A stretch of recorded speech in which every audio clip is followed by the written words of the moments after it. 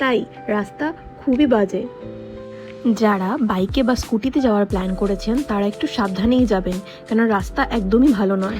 যদি অ্যাডভেঞ্চার পছন্দ করেন তাহলে স্কুটি বা বাইক নেবেন, না হলে আমি বলবো গাড়িতে যাওয়াটাই ভালো, কেননা রাস্তা প্রচণ্ড খারাপ, দেখতেই পাচ্ছেন বিভৎস খারাপ রাস্তা ছিল। তারপরে আবার আমাদের আগের দিন রাতে বৃষ্টি হয়েছিল, সেই জন্য পুরো রাস্তাটাই ভিজে ছিল, বাইক চালাতে সত্যিই খুব অসুবিধাই হচ্ছিল।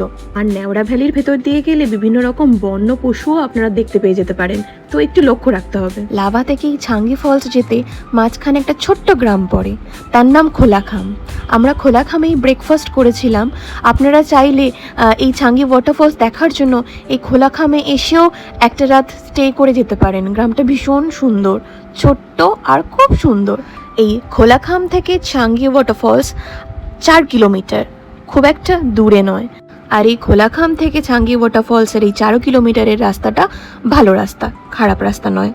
আমরা পৌঁছে গেছি ছাঙ্গি ওয়াটারফলসে। এবার এখান থেকে 15 থেকে 20 মিনিট ট্রেক করে পৌঁছে যাব একদম ওয়াটারফলসের কাছে। এখানে লাঠিও ভাড়া পাওয়া যায়, তো আপনারা যদি চান নামা ওঠার সুবিধার জন্য আপনারা একটা লাঠি ভাড়া করে নিতে পারেন। যাতে নামা ওঠার সুবিধা হয় তার জন্য দুধার দিয়ে সুন্দর করে রেলিং দিয়ে দিয়েছে, আপনারা ধরে ধরে নামতেও পারবেন, ধরে ধরে উঠতেও পারবেন। শুধু তাই নয়, বেশ সুন্দর একটা জিনিস দেখলাম, নামা ওঠার মাঝখানে বসার জায়গা, সুন্দর করে বসার জায়গা করে দিয়েছে। এবার আপনি অনেক সময় কি হয়, নামতে কষ্ট না হলেও উঠতে কষ্ট হয়, তখন আপনি একটু রেস্ট নিয়ে একটু বসে উঠতেই পারেন, অসুবিধা কিছু নেই, কেউ আপনাকে কিছু বলবে না, যতক্ষণ খুশি আপনারা এখানে থাকতে পারেন, টাইম কাটাতে পারেন। আর এই ওয়াটারফলটা হলো পশ্চিমবঙ্গের সর্বোচ্চ এবং উচ্চতম ওয়াটারফল, ছাঙ্গি ওয়াটারফলস।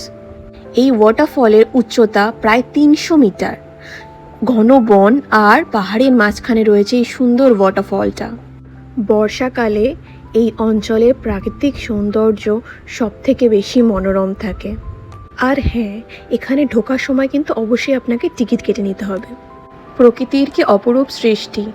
এই ছাঙ্গি ওয়াটারফলসের যে ঝর্ণার জল এখান থেকে গিয়ে এইরকম সুন্দর একটা গুহার মতো তৈরি হয়ে গেছে, মানে সত্যি খুবই সুন্দর।